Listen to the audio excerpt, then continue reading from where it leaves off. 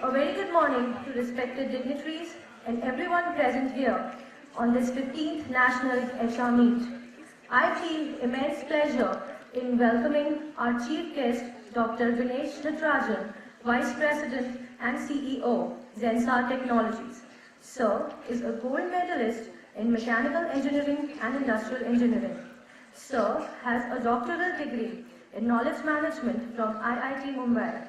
Sir is an alumni of prestigious Harvard University and has been one of the most successful and dynamic professionals in Indian information technology industry and has been leading Zensar as the CEO over 7 years now. Sir has been appointed as the chairman of NASCOM Foundation for 2014-16 and also the founder.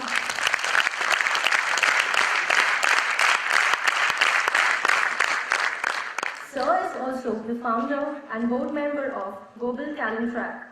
Dr. Natarajan's industrial responsibilities include leadership of HPS Club of India, chairman of National Committee on Knowledge Management, and Business Transformation and Western Region Committee on Skills for Confederation of Indian Industry. Now, I am pleased to invite our Honorable Chief Guest to the podium as we all look forward to his wonderful insights from the corporate world. Sir, the podium is all yours.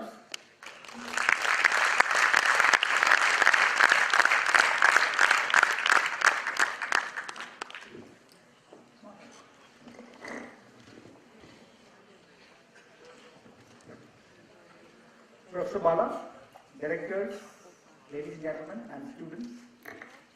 The bad news is I have no PowerPoint. Sometimes I think it's good news, but nevertheless. It's bad news for you because I don't intend to make one long speech, and Professor Bala threatened that if I finish too fast, then he won't give me tea after this. So I think we will have to make sure that we make it an interactive session. Are you guys game? Yes. Yeah? Because I do these sessions very often in Harvard Business School.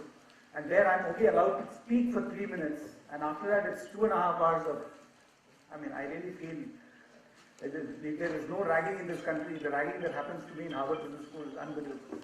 So I'm just going to give you some thoughts, okay, and this is a very interesting topic that this whole seminar is about, which is learning from corporate leaders. And I was asking Kunal on the way here because he was kind enough to escort me, and I said, what do you guys want to hear? And he said, look, we just want to hear the story of your life, and we want to hear what you think we should do when we enter the corporate sector. So I'll do 3 things. I'll give you my sense of where the world is today, in terms of both the challenges and the opportunities. I'll also give you some sense of, whatever I am today or whatever I'm trying to do, how I got here. In fact, I graduated in the 80s from NITI, and my senior who ragged me in college, Ramesh Miracle, he's actually sitting in his audience, so I have to be very careful. I'll just give you a sense of, in fact, even contrast how many people, like Ramesh was in the US for many years, he's a US citizen, just came back to India a couple of years back, and how various people who have done their MBAs have built their careers over the last 20 years, and what I believe is the opportunity for each one of you. I'll also close with some thoughts on what makes people successful, because obviously all of you are entering maybe the corporate world, maybe becoming entrepreneurs as we go along. So what do I think needs to be done as very core values to make you successful, to keep you successful? So I think that's the broad things I'm going to do. And then I'm going to throw it open for questions. So please feel free to ask me anything whatsoever you want on the Indian economy, on industry, on whatever topic comes to your mind, and of course on areas like how to be successful. Is that a deal? You will promise not to look at your mobiles. Okay? Your boyfriend can wait outside till at least 20 minutes before you respond. All that is okay? Yes, sir.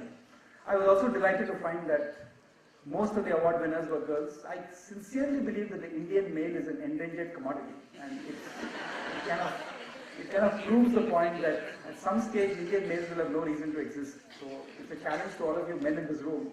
Guys, come up and get some more prizes as we go along. Okay, so that's what it is. Where are we today?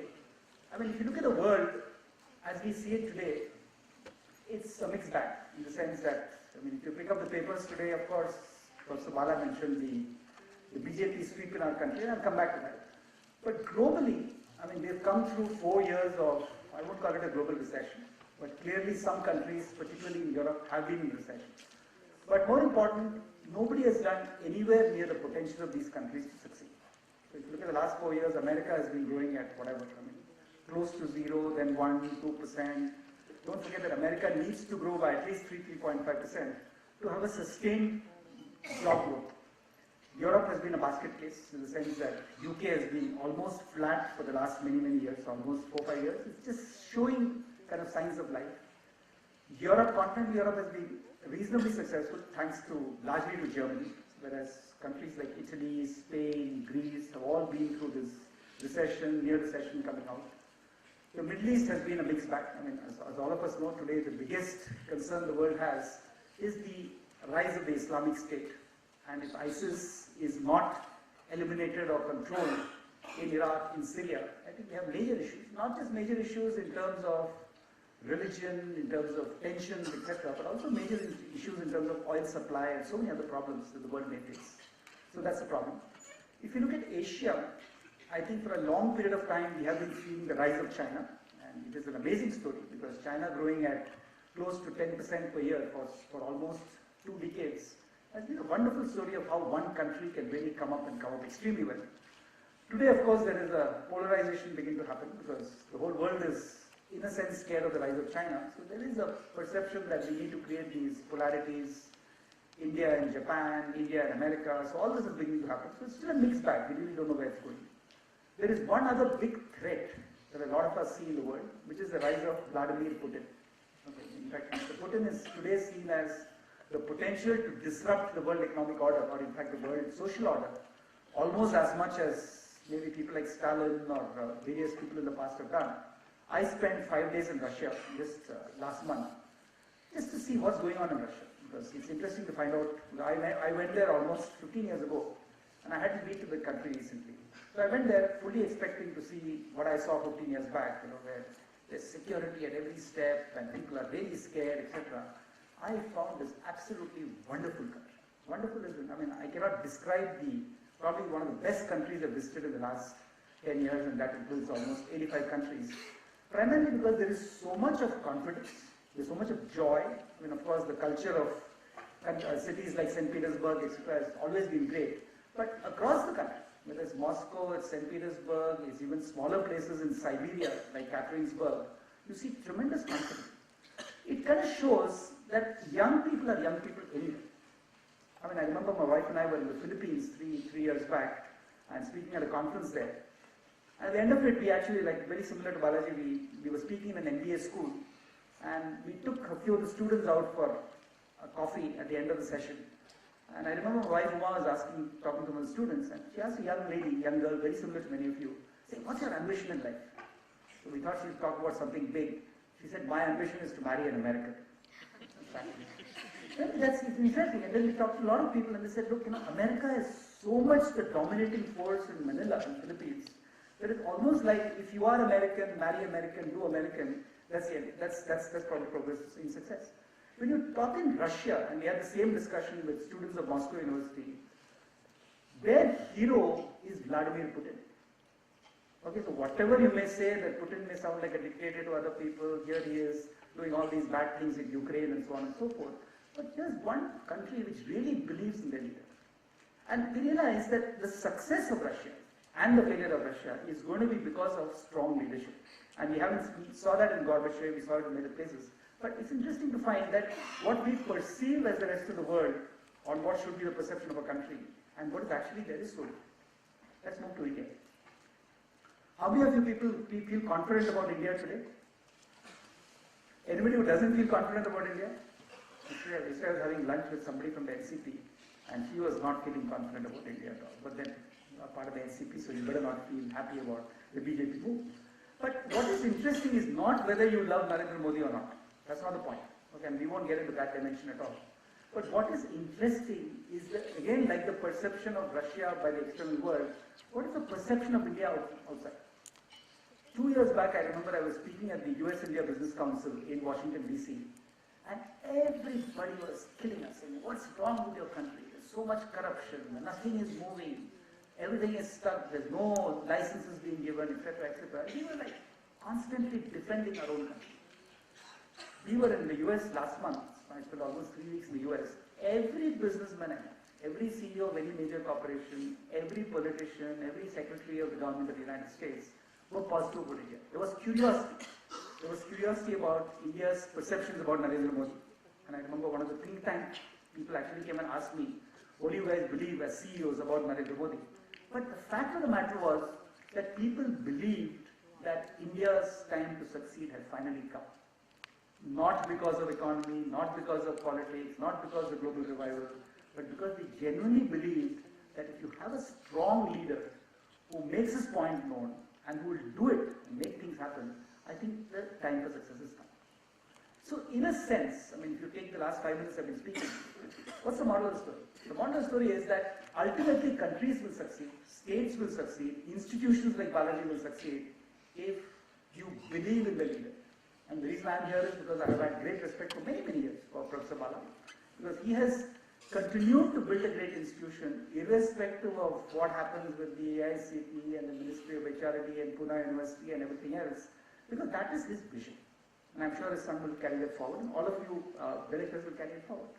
So that is the strength of leadership. And to my mind, if leaders don't stand up and be counted, and I'll talk a little bit about leadership as we go along, and if you don't want to be a kind of leader who will be respected, who will be loved by the community, then you will never control and I'm using a wrong word, not control, but never win the respect of people whom you're supposed to be. So I think that's one important thing that we found. Let me tell you a bit about my own journey.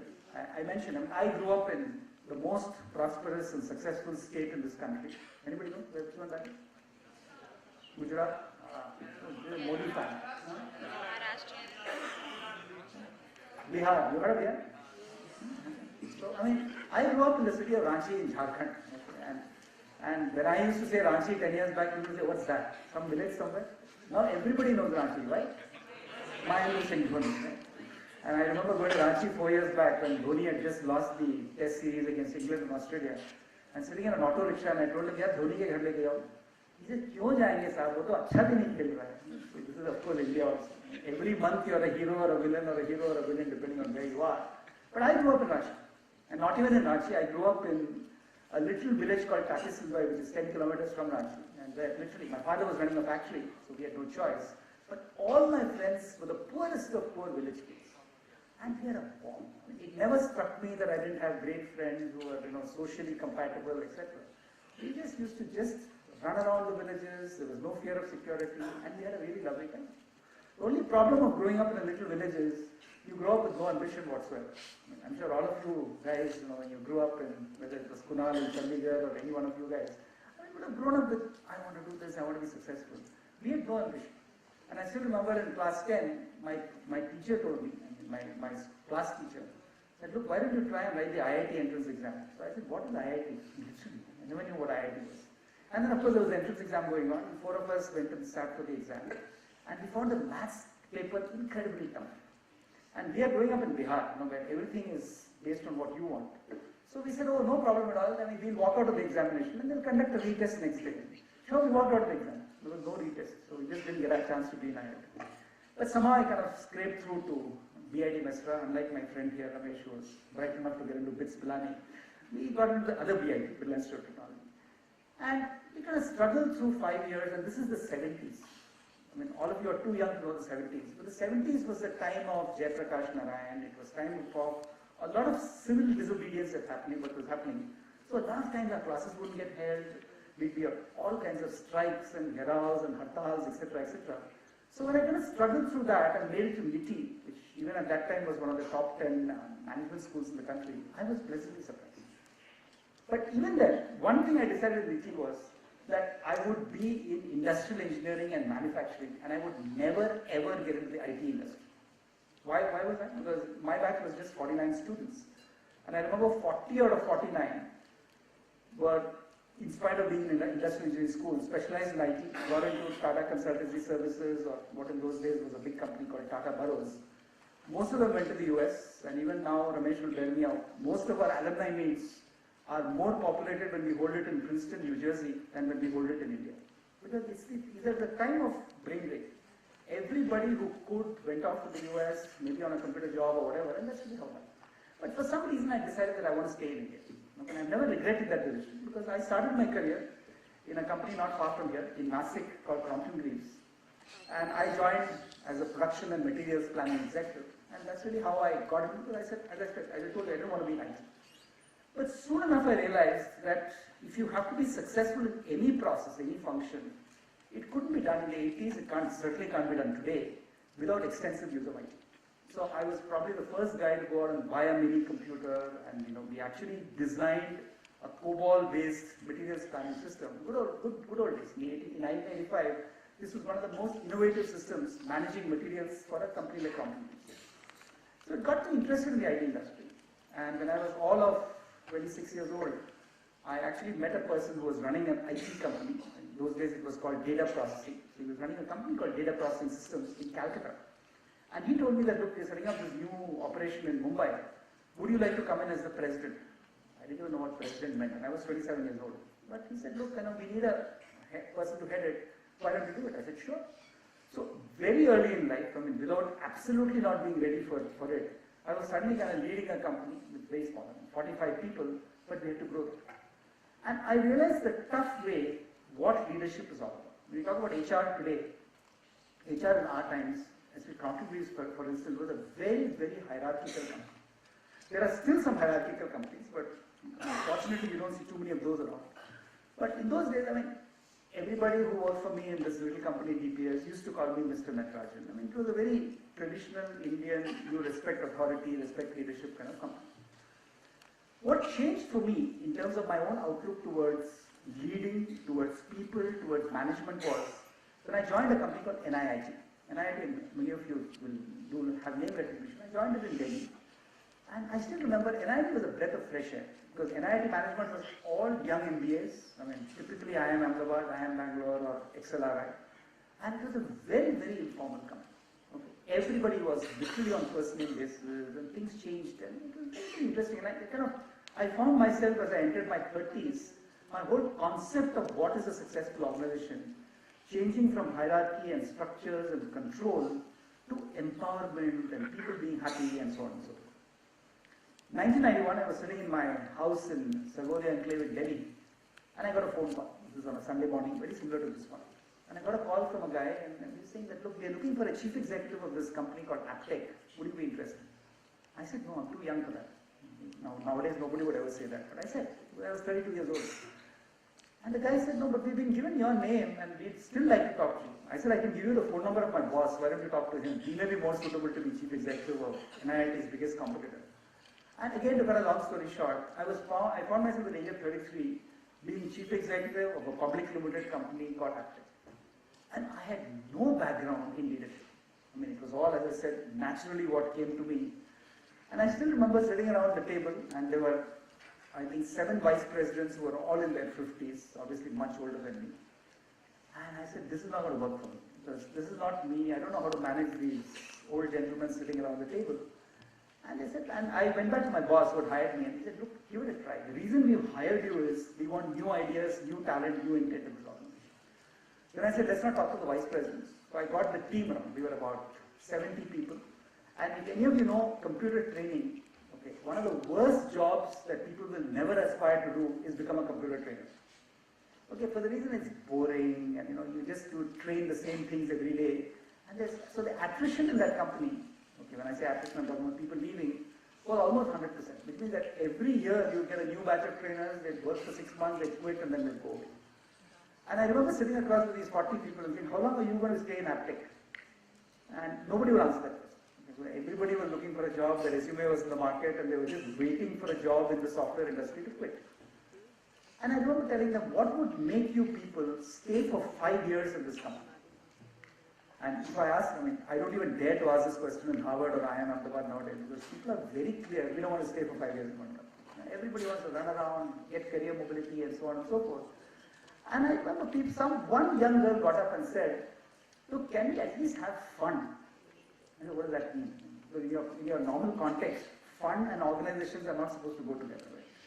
And she said, look, we're getting so bored, we teach 4 classes a day and there's no motivation. So I said, what does fun mean to you? And we were broke. Company had no money. I said, give me any ideas you have for having fun which does not involve spending money. half of them said, confused CEO, what fun will we have without money? Then one bright girl came up with this fantastic idea. And we were in this, many of you come from Bombay, our office was actually in this place in Andheri, and we had this nice big building next to it where I think it was empty and the rooftop was available. He said, why don't we organize a party every Friday evening on this rooftop? Was called Apple Heritage, on Apple Heritage rooftop. The minute she said party, I said, oh my God, cost. She said, you don't worry. Company doesn't have to pay anything. You just organize biryani for us at midnight. The rest we'll take care of. I said, okay. So what these guys did, very innovative. They used to play, and Goregaon Film City was very close by. They used to get this rainwater making equipment, which is really some set of pipes that you lay out on the terrace. Every Friday evening, 9 p.m., they would start the rainwater dancing. Okay, it would go on till about 2 in the morning. I mean, the terrace would be fully flooded. Absolutely fantastic. And they said every member of the management team, I remember our chairman, Mr. Atul Mishra, and his wife, they used to join every Friday. I was there. We had such a blast. 3 years later, nobody had left after. So they used to stay for every Friday's rain dance. So I asked them this question, so what makes organizations successful? I mean, obviously you can't, when I came to Zensar and I told the story, I said, no, this can't work in this company. They're all very talented, and people like him who joined the company. I mean, imagine if I told you and Shweta Bhuttal to do rain dancing every Friday, you would have quit and gone back to your dad the same day, right? So different strokes for different folks. Okay, but then I realized 2 or 3 things about management. And first, and I'll give you my own view of this, is you cannot rule through authority. I mentioned this control business earlier. You have to ensure that you connect with people. Why is Prime Minister Narendra Modi so successful? Because when you listen to a speech made by Modi, he mesmerizes you. Absolutely mesmerizes you. But he's also a control freak. I mean, I was in fact, when Mr. Modi got elected as Chief Minister of Gujarat for the first time, 14 years ago, they sent a request to CII, Confederation of Industry, said, can somebody come and do training for the entire Gujarat cabinet? And I was the only IT member of the CII committee in Western region. They said, will you do it? I said, sure. So I remember literally the second week of his taking over as Chief Minister of Gujarat, there I was, walked into the Mantralaya equivalent at 9 o'clock in the morning, and the whole cabinet was sitting there. So literally 24 people sitting there. And I asked my host, where is Mr. Modi? He said, Mr. Modi is already here, but he's outside. So he was outside in this very glass-tinted big van making a phone call which took 45 minutes. 9:45 he walks in. I said, okay, can we start? Sure. I realized he was such an intelligent man that before, and this was the days of PowerPoint, so before my first PowerPoint was over, he already knew what I was going to say. So then the tea break, I actually caught him, Mr. Modi, do you mind? Because I understand you understand everything I'm telling you, but you have 24 members of your cabinet. He said, yeah, I will just keep quiet, you teach them. So he thought, it was so funny because halfway through he'd say, can they ask questions? I said, sure. Then he'd point to a person, the finance minister. Okay, you ask a question. It was almost like, seeing a kindergarten class match. He would say, you ask a question, and all the cabinet were gritting. When will Mr. Modi ask me to ask a question? I'm going to do that to you guys, so be careful. So it's very interesting, and again, that's why I don't have a view on Mr. Modi. Okay. I believe he's a great leader, but that kind of, I want to do this my way is also interesting to see how that progresses in my country. So the one thing I decided was that leadership, and I'll cut a very long story short. Today, if you look at Zensar, for instance, I joined this company, there were probably 450, 500 people. Okay, a few friends of yours were there. Again, it was a fractured company in the sense that there wasn't much going on in the company. It was very small. There was also already these big companies like TCS, Infosys.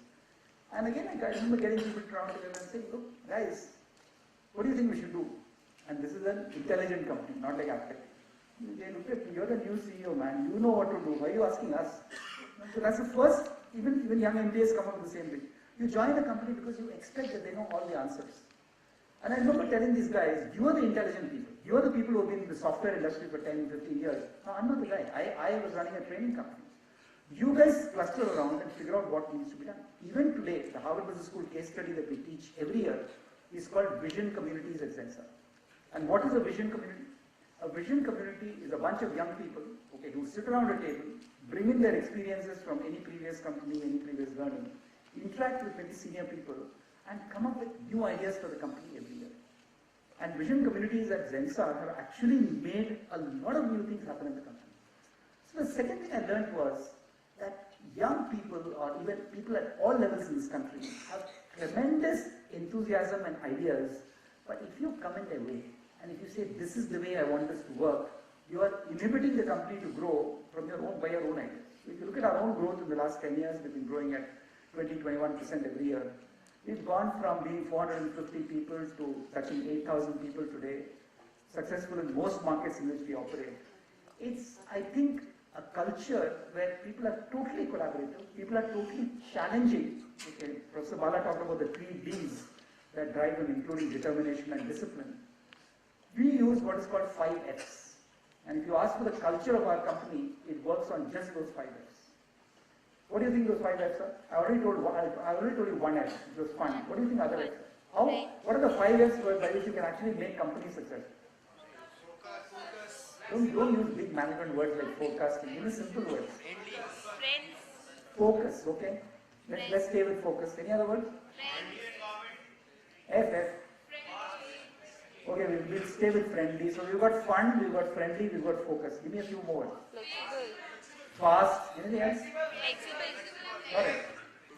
It's that simple. Of course, then we can talk about fair and frank and stuff like that. We just use 5 words.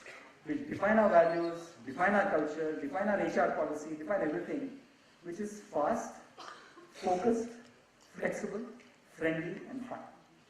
And let me in the last 5 minutes tell you what is our philosophy behind this. Fast is obvious. What's the fun in being part of a company if the company is not growing fast? In fact, what's the fun in staying with the company for 10 years? We have people who have stayed 25 years in the company. In its previous avatar, Professor Bala mentioned, it was called IKIN, and in the last 14 years when we've been Zensar. But these guys want to grow fast. They want to be successful, they want ambition, and I hope most of you in this room want to see yourselves as CEOs maybe 10 years from now. Nothing wrong with that, because that ambition can be fulfilled, should be fulfilled for anybody who has the ability to make it happen. The second F is more complicated, because focus is an important word, but it also means that you sometimes tend to be so over-focused that you take your eyes off the ball. I mean, even today I find a lot of young people who don't watch television, who don't read newspapers. Everything is fed to them through Facebook or internet or Twitter or whatever. And in a sense, the ability to understand a larger context goes out of the window. But focus is important in the corporate context, because unless you focus on what are your goals for this year, how do you make it happen, it's not going to work. The third F is what I call flexible. Now, flexible is where, in fact, I remember when I first joined this industry in the 80s, we had this wonderful gentleman whose name you would have heard called Devang Mehta. Devang Mehta was the first president, in those days it was called Secretary General of NASSCOM. And I remember 1994 he called me and I had just taken over Aptech. He said, look, why don't you join the Executive Council of NASSCOM? So I'm probably one of the oldest members on the Executive Council. And I said, what will I do? I don't even know this industry. And you've got people like Mr. Narayan Murthy and Mr. F.C. Kohli and all the legends of IT. He said, look, we need young people to motivate other younger people saying, this is the country to join. And I still remember Devang and I used to go around the world, just talking about Indian IT. And those were the days when Indian IT was not as well known as it is today. And Devang has to have a wonderful story, which I must repeat to you. And I remember doing a seminar in Dubai with him, and he would say, do you know, the first place where Indian IT services were delivered was actually Dubai? Nobody will believe me, because everybody thinks it's America. They'll say, how, tell me what happened. So he tells you this wonderful story. And he said, look, I remember, we had this first request for a solution from this very rich, wealthy family in Dubai. And what is the wealth of a Dubai family described as? How do you describe a wealthy Arab? What do we have? Don't talk about 4 women in his harem. That's out of bounds. What else does he have that? Yeah, absolutely, oil, right? So oil is one, but the actual way an Arab is measured is actually the number of camels he owns. There's a long story, and I'll make it very brief. They want to talk about this very rich Arab who dies in the middle of the desert, and they then round up his camels, because the camels are the symbol of wealth, and they find that this man has 17 camels. He also has 3 sons. They obviously have to distribute his wealth among the 3 sons. And then they find that he's left a will behind, where he says that, look, when I die, half my wealth will go to the eldest son, a third of my wealth will go to my second son, and 1/9 of my wealth will go to the third son. Half of 17 doesn't work, 1/3 of 17 doesn't work, 1/9 of 17 doesn't work. And then this used to be Devang's favorite line. So they decided that, look, we should now get this problem solved by this very interesting IT company in India. So they sent off a fax, this is before email, to TCS, Tata Consultancy Services. And sure enough, they're all waiting in the desert with the 17 camels, the 3 sons, and all the Bedouins in the desert. And after 3 days, they can see this young TCS software engineer from Pune who's actually coming riding his camel and comes to it. So he comes and tells them, look, so what's your problem? What can I do? How can I solve your problem? They say, look, we have this very complicated problem. He said, that's very simple to solve. Just keep my camel also. So suddenly they have 18 camels. The first son gets half, which is 9 camels. Second son gets a third, which is 6 camels. The third son gets 1/9, which is 2 camels. Okay, and so 9 plus 6, 15 plus 2, 17. And they say, but we have 1 camel left. And he says, that's my camel. And he goes back to Bombay. Now, people used to say, but there's trick in it. No, I said, no, there's no trick in it. This is what the Indian software industry does. Because unlike Exxon Mobil or Hindustan Lever or whatever, I mean, we don't have anything except what we have in our head. It's pure intellect. And if you use intellect, you get flexible solutions to complex problems. So which is, I'm just giving you one stupid story. We use some 40 different types of stories to encourage 7,000 people in Zensar to be more flexible. So the minute you go in with a preset notion on this could be the solution, you automatically kind of rule out the options of looking at other possibilities. So I think that's really what means the flexibility. What does friendly mean? I told you about my own experiences in IIT. It is all about a friendly culture, which is that no hierarchy, everybody was on first name terms. And first name, today a lot of companies will show you, yeah, please don't call me this, call me first name. But mentally, if the person still believes that she's your boss, you're still not going to be successful. So really friendly companies are those who encourage innovation, ideas, entrepreneurship, and that's what we try to do. Do we succeed 100%? I don't know. So there will always be a new leader who prefers hierarchy. And what does fun mean? Fun is not the rain dance parties we used to have in Aptech. Today, fun for me means, do people enjoy coming to work? As each one of you go into your careers, as each one of you enter a job or start a company, there will always be moments when you say, oh my God, I'm like fed up of this company and I'm going to apply, I'm going to put my biodata on Naukri or whatever and get a new job. Fun is when you can motivate people to really buy into the vision of the company and stay there. Okay, I mean, today the reason why Zensar has an attrition, if you look at what we call critical talent, which is the top 700 people, our attrition is less than 2%. People don't leave. Okay, they like working for the company, they believe they are there for a common cause. And whether it's a young MBA or it's a 50-year-old vice president, they believe, look, we're having fun together, we're making something happen, we have great customers all over the world, why should we leave? And if you ask the people who do leave, I mean, if you look at the overall 7,000 people, we still have a 9-10% attrition. And people leave for good reasons. They leave because there is a great job somewhere, they get a great opportunity, and I think that's the culture that we try and do. So just to conclude, and I'm going to stop and request you to shoot any questions you have of me. I think you're entering a world where there is no shortage of challenges. The Indian economy is still coming out of the doldrums. I mean, if you look at the manufacturing sector, I mean, if you look at follow things like the index of industrial production, the growth is still not beginning to happen. There is a great expectation. There is a great expectation that with all the policies, the implementation capability in the government, things will change. There are huge opportunities in the social sector. That's one of the reasons I took on the responsibility of chairing NASSCOM Foundation is, I mean, if you watch the news, whether it's the Swachh Bharat Abhiyan, which is Clean India, whether it is something called the National Digital Literacy Mission, which I lead along with the Ministry of IT, which is ensuring that one member of every one of 220 million families in this country will be digitally literate. Or it is other initiatives like the Adarsh Gram project, which is the ideal village kind of project. There's huge opportunities in the corporate sector, in the social sector, to build companies, whether it's in technology or otherwise, which is big. So I think that's the opportunity in front of you. There's also opportunities overseas. As I said, I mean, there is opportunities for any one of you to make careers overseas. But I would strongly urge that focus on what you really want to do. Don't go by, I know in an MBA campus with placements happening, there's always this thing about, you know, my colleague has got this job in XYZ company and this is what he or she wants to do. But you look deep down into yourself, I mean, you're all 22, 24 years old, and say, what do I really want to do in the next 5 years? Don't hard-code it in your system. Don't say that this is what I want to do for the rest of your life. Nobody knows what they want to do for the rest of their lives, at least not at your age. But if you know that this is what I want to do, this is what will make me happy, then I think you will probably choose the right company to begin your careers, and hopefully choose the right company where you can influence people, be influenced by the right people, and make an absolute success of your life. So thank you very much, and I'm still here, so feel free to ask anything at all that comes to you.